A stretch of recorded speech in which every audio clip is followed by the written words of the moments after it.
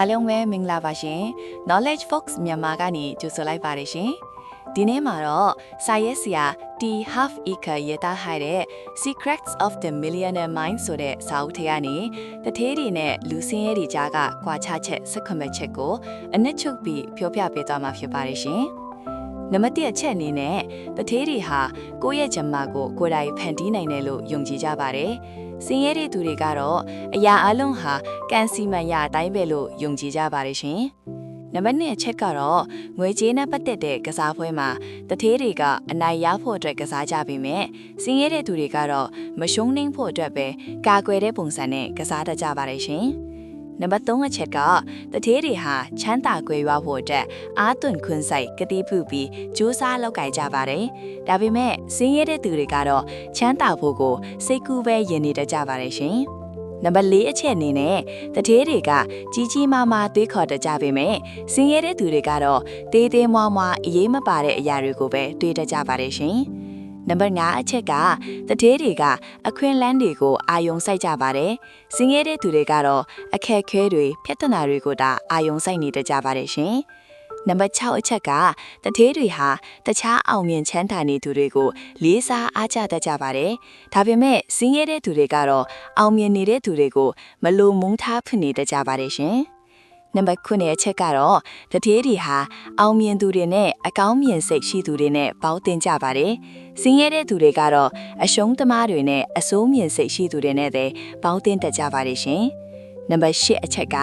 တထေးတွေဟာကိုယ့်ရဲ့အရေးချင်းနဲ့တန်ဖိုးကိုယုံကြည်မှုရှိထုတ်ဖော်ပြသရဲကြပါတယ်။ဒါပေမဲ့စင်းရဲတဲ့သူတွေကတော့ဒီလိုလုပ်ရတာကိုသိပြီးမနစ်သက်တတ်ကြပါဘူးရှင်။နံပါတ်9အချက်အနေနဲ့တထေးတွေကပြဿနာတွေထက်ကိုကြီးမားအောင်နေတတ်ကြပါတယ်။စင်းရဲတဲ့သူတွေကတော့ပြဿနာတွေရဲ့အောက်မှာပဲပြီးပြားနေတတ်ကြပါတယ်ရှင်။နံပါတ်10အချက်ကတော့တထေးတွေဟာကိုလက်ခံရရှိတဲ့အရာတွေနဲ့ထိုက်တန်တယ်လို့ခံယူတတ်ကြပါတယ်။စင်းရဲတဲ့သူတွေကတော့ကိုနဲ့မထိုက်တန်ဘူးလို့တွေးပြီးရှက်ရွံ့နေတတ်ကြပါတယ်ရှင်။နံပါတ်17အချက်ကတထေးတွေကရာလက်ပေါ်မူတည်ပြီးအကျိုးခံစားခွင့်ယူကြပါတယ်။စင်းရဲတဲ့သူတွေကတော့လုတ်တဲ့အချိန်ပေါ်မူတည်ပြီးလာစာကိုယူကြပါတယ်ရှင်